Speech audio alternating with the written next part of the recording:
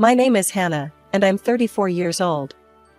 For the past 5 years, I've been working at the National Archives and Records Administration. It's a job I've always enjoyed, surrounded by history and important documents. But lately, I've been feeling like something's missing in my life. I lost my parents when I was in my early 20s. It was a car accident, sudden and devastating. Since then, I've been on my own, throwing myself into my work and trying not to think about how lonely I felt. But as I approached my mid-30s, I couldn't ignore it anymore. I wanted a family of my own. "Hannah, you coming to the break room? We're having cake for Jim's birthday," my colleague, Lisa, called out. As I followed Lisa to the break room, I couldn't help but notice how she kept glancing at her phone, probably texting her husband. I felt a pang of envy. The break room was crowded with my coworkers, all chatting and laughing. Jim, a balding man in his 50s, was cutting the cake. "Here you go, Hannah," he said, handing me a slice. "You know, my nephew's about your age. Single too. Maybe I should introduce you too?" I forced a smile. "Thanks, Jim, but I'm okay." This wasn't the first time a coworker had tried to set me up. I'd been on a few dates with guys from work, but they all seemed, well, not what I was looking for. Too focused on their careers, or too immature. I wanted someone stable, someone who understood the value of family. Later that day, as I was organizing some files, my supervisor, Mr. Johnson, approached my desk. "Hannah, I've got a new case for you. A farmer from upstate is looking for information on a neighboring plot. Says it's abandoned and he wants to buy it. Think you can handle it?" I nodded. "Of course, Mr. Johnson. I'll get right on it." "Good. He'll be coming in tomorrow morning. His name's Daniel Miller." As Mr. Johnson walked away, I couldn't help but feel a little excited. A farmer. That was different from our usual clients. I wondered what he'd be like. The next morning, I arrived at work earlier than usual. I'd spent extra time on my appearance, though I tried to convince myself it was just another day. As I settled at my desk, my colleague Lisa gave me a knowing look. "Someone's looking nice today," she teased. "Hot date?" I rolled my eyes. "No, just meeting a new client. A farmer looking for property records." Just then, Mr. Johnson appeared with a man I assumed must be Daniel Miller. My jaw nearly dropped. This was not the old, bearded farmer I'd imagined. Daniel was tall, probably in his early 40s, with salt and pepper hair and kind eyes. He wore jeans and a plaid shirt, looking somewhat out of place in our office full of suits. "Hannah, this is Mr. Miller," Mr. Johnson introduced us. "He'll be working with you on finding those property records." Daniel extended his hand. "Please, call me Dan." "It's nice to meet you, Hannah." His handshake was firm, his hands calloused from hard work. I felt a flutter in my stomach that I quickly tried to squash. "Nice to meet you too, Dan. Shall we get started?" As we settled into my workspace, I couldn't help but notice how Dan's presence seemed to fill the room. He had a quiet confidence about him that was intriguing. "So, tell me about this property you're interested in," I prompted, trying to keep things professional. Dan leaned forward, his eyes lighting up. "It's the plot next to my farm. Been abandoned for years. I'm hoping to expand, maybe start an orchard. But first, I need to track down the owners." As he spoke, I found myself drawn in by his passion. It was refreshing to see someone so enthusiastic about their work. We spent the next few hours poring over old property records. Dan was surprisingly knowledgeable, asking insightful questions that made our search easier. As we worked, we fell into an easy conversation. "So, how long have you been farming?" I asked during a lull. Dan's face softened. "Born and raised on a farm. Took over from my dad about 15 years ago. It's not always easy, but I love it." There was something in his tone that made me curious. "Sounds like there's a story there." He hesitated for a moment. "Well, it's just me and my boys now. My wife, she passed away a few years back. My heart clenched. I'm so sorry, Dan. That must be hard. He nodded, a sad smile on his face. It is. But my boys, they keep me going. They're 7 and 5 now. Great kids. I felt a wave of sympathy wash over me. I lost my parents years ago. I know it's not the same, but I understand loss. The rest of the day flew by. We made good progress on the property search, but it was clear we'd need more time. As Dan was leaving, he hesitated. Listen, Hannah. I know this is unconventional, but would you like to grab a coffee sometime? To discuss the case, of course. I felt my heart skip a beat. I'd like that, Dan. For the case, of course. Over the next few weeks, Dan and I met regularly, ostensibly to work on his property case. But our conversations often strayed beyond land records and legal documents. I found myself opening up to him in a way I hadn't with anyone in years. One day, as we were wrapping up our work, Dan hesitated. Hannah, I hope I'm not overstepping, but would you like to come out to the farm this weekend? Meet the boys? We're having a little barbecue, nothing fancy. My heart raced. This felt like a big step. I'd love to, Dan. Are you sure the boys would be okay with it? He smiled, his eyes crinkling at the corners. They've been asking to meet you. I may have mentioned you once or twice. That Saturday, I found myself driving out to Dan's farm. The city gradually gave way to rolling hills and open fields. As I pulled up to the farmhouse, I saw Dan and 2 young boys waiting on the porch. Hannah, Dan called out, waving. Come meet the boys. I stepped out of the car, suddenly nervous. The younger boy hid behind Dan's leg, while the older one eyed me curiously. Boys, this is Miss Hannah from the archives. Hannah, these are my sons, Jack and Tommy. Jack, the older boy, stepped forward. Do you really work with old stuff all day? That's cool. I laughed, feeling myself relax. I do. Maybe I can show you some interesting documents sometime. Tommy, still shy, peeked out from behind Dan. Do you like chickens? We have chickens. And just like that, the ice was broken. The boys led me on a tour of the farm, showing me their favorite spots and introducing me to various animals. Dan followed behind, a soft smile on his face. As the day went on, I found myself falling into an easy rhythm with Dan and the boys. We grilled burgers, played catch in the yard, and ended the evening roasting marshmallows over a small fire.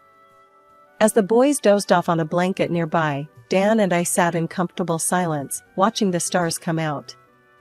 Thank you for today, I said softly. It's been wonderful. Dan turned to me, his face serious. Hannah, I need to be honest with you.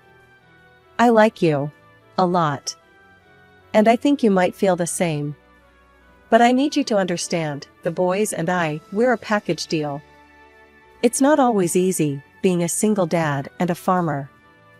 I took a deep breath, gathering my courage. Dan, I like you too. And your boys are amazing. I know it won't be easy, but I'd like to see where this goes. If you want to, that is. Dan's face broke into a wide smile. He reached out, taking my hand in his. I'd like that very much, Hannah. The months that followed were like a dream. Dan and I grew closer, and I found myself spending more and more time at the farm. The boys, Jack and Tommy, warmed up to me quickly, and I discovered a maternal instinct I never knew I had. One crisp autumn evening, as we sat on the porch watching the sunset, Dan turned to me with a serious expression. Hannah, these past 6 months have been the happiest I've had in years. I know it might seem fast, but when you know, you know. Hannah Thompson, will you marry me? Tears welled up in my eyes. Yes, Dan. Yes, I'll marry you. The wedding was a simple affair, held on the farm, with only our closest friends and family present. As I walked down the makeshift aisle in a simple white dress, I saw Dan waiting for me, looking handsome in his suit. Jack and Tommy stood beside him, beaming. However, my joy was slightly dampened when I overheard Dan's parents talking during the reception. "She's awfully thin, isn't she?" his mother muttered. "Not sure she's cut out for farm life." "Give her time, Martha," his father replied. "She'll toughen up or she'll break." I tried to shake off their words, focusing instead on the happiness of the day. But a seed of doubt had been planted. After the honeymoon, I moved to the farm permanently. It was a big adjustment, leaving my job and city life behind. Dan suggested I quit working to focus on the house and children, and I agreed, eager to embrace my new role as wife and stepmother. At first, everything seemed perfect. I threw myself into farm life, learning to cook hearty meals, tend to the vegetable garden, and even help with some of the lighter farm work. The boys seemed to thrive under my care, and I loved reading to them at night and helping with their homework. But as weeks turned into months, I began to feel the strain. The work was endless and grueling. I'd never realized how much physical labor went into running a farm. My hands, once soft from office work, became calloused and rough. Dan's parents, who lived nearby, were frequent visitors. His mother, Martha, took every opportunity to criticize my efforts. "You call this a proper farm breakfast?" she'd scoff at my attempts at cooking. "In my day, we'd have had 3 different kinds of meat on the table by now." I tried to brush off her comments, but they stung. Dan, busy with the farm work, seemed oblivious to my struggles. One particularly difficult day, as I was struggling to wrangle a stubborn cow into the barn, Dan called out from the tractor. "Come on, Hannah, put your back into it. Food doesn't just appear on the table, you know." I bit back a retort, feeling a mix of frustration and hurt. This wasn't the life I had imagined when I said "I do."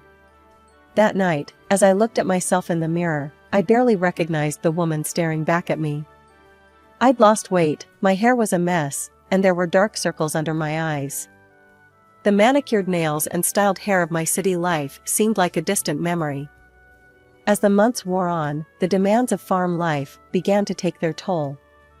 I was up before dawn each day, preparing breakfast for Dan and the boys, packing lunches, and then diving into a never-ending list of chores. Feeding animals, cleaning coops and stalls, helping with the crops, it was relentless. One particularly grueling day, I woke up feeling awful. My head was pounding, and I could feel a fever coming on. But as I lay in bed, contemplating calling in sick, to whom, I wasn't sure, I heard a sharp knock at the bedroom door. "Hannah, are you planning to sleep all day?" It was Martha, my mother-in-law. I groaned, forcing myself to sit up. "I'm not feeling well, Martha. I think I might have a fever." She burst into the room, her face a mask of disapproval. "Nonsense. In this family, only death is an excuse not to work. Now get up and make me some breakfast. Then there's work to be done in the yard." Stunned and feeling too weak to argue, I dragged myself out of bed. As I mechanically prepared Martha's breakfast, I could feel my body protesting every movement. "Here you go," I said, placing a plate of eggs and bacon in front of her. She took one bite and grimaced. "Overcooked. But it'll have to do. Now get out there and earn your keep." I stumbled out into the yard, my vision blurry and my body aching. The world seemed to spin as I made my way to the chicken coop. As I bent down to clean it out, a wave of nausea hit me. I barely made it out of the coop before vomiting. Wiping my mouth, I looked up to see Dan watching me from the tractor. "You okay?" he called out. I shook my head weakly. "I think I'm sick, Dan. I need to lie down." He frowned. "We can't afford for you to be sick right now, Hannah. The work needs to get done. Just push through it." Tears stung my eyes as I watched him turn back to his work. I felt so alone, so unsupported. This wasn't the man I'd fallen in love with. That night, as I lay in bed, my fever raging, it was Jack and Tommy who took care of me. They brought me water and cold compresses, their little faces creased with worry. "Are you gonna be okay, Hannah?" Tommy asked, his voice small. I managed a weak smile. I'll be fine, sweetheart. Thank you for taking care of me. As the boys left the room, I heard Dan's voice in the hallway. Boys, leave Hannah alone. She needs to rest so she can get back to work tomorrow. In that moment, something inside me snapped. This wasn't the life I wanted. This wasn't the family I dreamed of. I needed to make a change. But just as I'd made this resolution, life threw me another curveball. A few weeks later, as I was getting ready for another day of endless chores, a wave of nausea hit me. But this time, it wasn't from illness. With shaking hands, I took a pregnancy test. As I waited for the results, my mind raced. A baby? Now? How could I handle a newborn on top of everything else? When the test showed positive, I felt a mix of joy and terror. I had hoped for some reprieve from the grueling farm work, but my expectations were quickly dashed. If anything, the demands on me seemed to increase. You're eating for two now, Martha would say, piling more work on my plate. That means you should be working for two as well. I was 7 months along when Dan's father approached me one afternoon. Hannah, we need to clear out the old storage room for the baby. Get to it, will you? Exhausted and aching, I nodded silently and made my way to the cluttered room. As I sorted through years of accumulated junk, I came across a dusty old box tucked away in the corner. Curiosity got the better of me, and I opened it. Inside, I found a leather-bound book. As I flipped it open, my heart nearly stopped. It was a diary belonging to Marie, Dan's first wife. I knew I shouldn't read it, but something compelled me to do so. As I began to read, tears started streaming down my face. Marie's words painted a picture of a life not unlike my own: endless work, constant criticism, and a husband who seemed oblivious to her struggles. But as I read on, the entries became darker.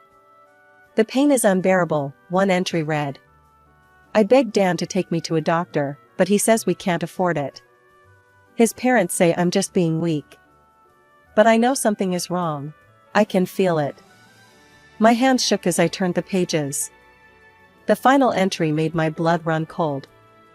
I can't take it anymore. The pain, the work, the loneliness.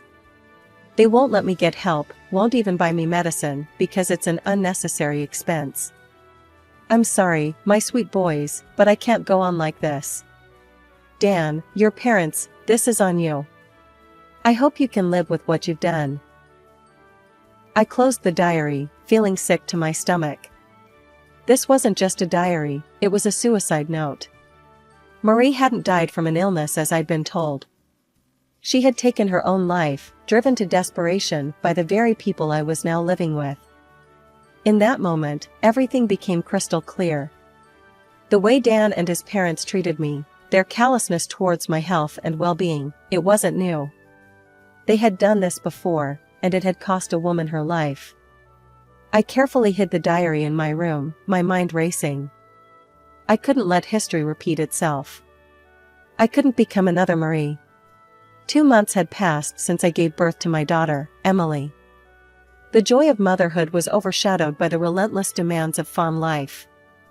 Night and day blurred together as I struggled to care for a newborn while still tending to Jack and Tommy, cooking meals, cleaning the house, and managing the endless chores that came with the animals. One afternoon, as I was hanging laundry outside, I heard raised voices coming from the barn. Curiosity and concern propelled me forward, and I crept closer to listen. You killed her, Jack's young voice cracked with emotion. You and Grandma and Grandpa, you killed Mom. The sharp sound of a slap echoed through the air, followed by Dan's furious voice. Don't you dare say that again, boy. You think you're so smart, huh? Well, if you're too smart for your own good, maybe you don't need school anymore. My heart raced as I listened, frozen in place. Dan continued his tirade, his voice growing louder. From now on, you'll work on the farm full-time. You'll earn your keep like the rest of us. You don't need an education to work here. You'll learn what really matters, how to put food on the table. I felt sick to my stomach. Jack was only 9 years old. The thought of him being denied an education, forced to work full-time on the farm, it was unthinkable. The next morning, Dan announced he was leaving for a 3-day farm produce fair with his parents. As soon as their truck disappeared down the driveway, I sprang into action. "Jack, Tommy," I called, my voice surprisingly steady. "Pack a bag with your favorite things. We're going on a trip." As the boys scrambled to pack, I gathered Emily's essentials and a few of our belongings. I retrieved Marie's diary from its hiding place and tucked it safely into my bag. Within an hour, we were in my old car, driving away from the farm. The boys were quiet, sensing the gravity of the situation. Emily slept peacefully in her car seat, oblivious to the turmoil around her. Using my meager savings, I rented a small apartment in the city. It was cramped and nothing like the farmhouse, but it was ours, and it was safe. The next day, I reached out to my old contacts at the archive. They were surprised to hear from me, but eager to help. With their assistance, I managed to track down information about Marie's parents. My hand shook as I dialed the number. A warm, elderly voice answered. "Hello? Mrs. Johnson? This is Hannah. I was married to your son-in-law, Dan." There was a pause, then a sharp intake of breath. "Is everything all right? We've been trying to get in touch with the boys for years. Dan cut us off after Marie, after we lost her. Please, can we see them?" It turned out the Johnsons lived in a neighboring town. They invited us to visit, eager to reunite with their grandchildren and meet Emily. The moment we arrived at the Johnsons' house, I felt a wave of warmth and acceptance wash over us. Marie's parents, Ellen and Robert, greeted us with open arms and tear-filled eyes. "Oh, look at you all," Ellen exclaimed, hugging Jack and Tommy tightly. "You've grown so much." Robert gently took Emily from my arms, cradling her with the practiced ease of a grandfather. "And this little one, she's beautiful, Hannah." Once we were settled inside, I knew it was time. With shaking hands, I pulled Marie's diary from my bag. "There's something you need to see," I said softly, holding out the diary to Ellen. As they read, their expressions changed from curiosity to horror to grief. Tears streamed down Ellen's face, while Robert's jaw clenched in anger. "We knew something was wrong," Ellen whispered. "But we never imagined, oh, Marie." Just then, my phone rang. It was Dan. I steeled myself and answered. "Where the hell are you?" he growled. "Get back home now, or I'm calling the police." I felt a surge of courage. "No, Dan. I'm not coming back. In fact, I'll be the one contacting the police. Don't call me again." I hung up, my heart racing. Over the next few days, with the Johnsons' support, I set our plan in motion. I contacted Child Protective Services, providing detailed accounts of the abuse and neglect the children had suffered. Then, clutching Marie's diary, I walked into the local police station. The detective listened gravely as I recounted everything: the forced labor, the medical neglect, Marie's suicide. "This is extremely serious," the detective said. "We'll need to investigate thoroughly. Are you willing to press charges?" "Yes," I replied without hesitation. "For all of us." What followed was a whirlwind of activity. Dan and his parents were arrested and brought in for questioning. The farm was searched, and more evidence of abuse was uncovered. The boys were interviewed by child psychologists, bravely recounting their experiences. It was heart-wrenching to hear their stories, but I was so proud of their courage. Finally, after months of legal proceedings, we found ourselves in the courtroom for the final verdict. I sat between Ellen and Robert, holding Emily close, with Jack and Tommy on either side of us. The judge's voice rang out clearly. "In light of the overwhelming evidence, this court finds the defendants guilty of child abuse, neglect, labor exploitation, and criminally negligent homicide in the death of Marie Johnson." I heard Ellen's sharp intake of breath beside me. The judge continued. "Daniel Miller is sentenced to 10 years in prison. His parents, Martha and George Miller, are each sentenced to 7 years." As the gavel came down, I felt a complex mix of emotions: relief, vindication, sadness, and hope. I looked at the boys, seeing a weight lift from their young shoulders. In the aftermath of the trial, our lives began to take on a new shape. Marie's parents were godsends. They opened their home to us, providing a safe haven as we navigated the choppy waters of our new reality. "Your family now, Hannah," Ellen said one evening, as we sat on their porch watching the kids play in the yard. "We're here for you, whatever you need." Their support was unwavering. They helped with childcare during the seemingly endless court proceedings and meetings with lawyers. Robert would often take Jack and Tommy fishing, giving them a chance to just be kids again. Ellen doted on baby Emily, singing her the same lullabies she once sang to Marie. With their encouragement, I hired a skilled divorce lawyer. The Johnsons insisted on covering the legal fees. The divorce proceedings were mercifully straightforward, given Dan's incarceration. When it was finalized, I was awarded full custody of all 3 children and substantial compensation from Dan's assets. As much as I appreciated the Johnsons' hospitality, I knew it was time for us to stand on our own feet. Using part of the settlement money, I rented a comfortable apartment in the city, close to my old workplace and a well-regarded school. The day I walked back into the National Archives felt like coming home. My colleagues welcomed me with open arms, and my boss was more than accommodating about my need for a flexible schedule. Enrolling the kids in school was a bittersweet moment. Jack and Tommy were excited but nervous, having been out of formal education for so long. Emily started at a nearby daycare. I'll never forget the lump in my throat as I watched them all head off that first morning, their backpacks seeming too big for their small shoulders. Ellen and Robert were frequent visitors, their presence a constant reminder that we weren't alone. They doted on all 3 children equally, showering them with the grandparental love they'd been denied for so long. One Sunday afternoon, as we all sat around the living room after a big family lunch, Robert cleared his throat. "Hannah, Ellen and I have been talking," he began, looking slightly nervous. "We've updated our will. We want you and the kids to be taken care of, no matter what happens." I was stunned. "But I'm not." Ellen reached out and squeezed my hand. "You're our daughter now, Hannah. And those are our grandchildren. We want to make it official." Tears welled up in my eyes as the magnitude of their gesture hit me. This was what family was supposed to be, unconditional love and support. As I looked around the room at the faces of my children and these 2 wonderful people who had embraced us so completely, I felt a sense of peace settle over me.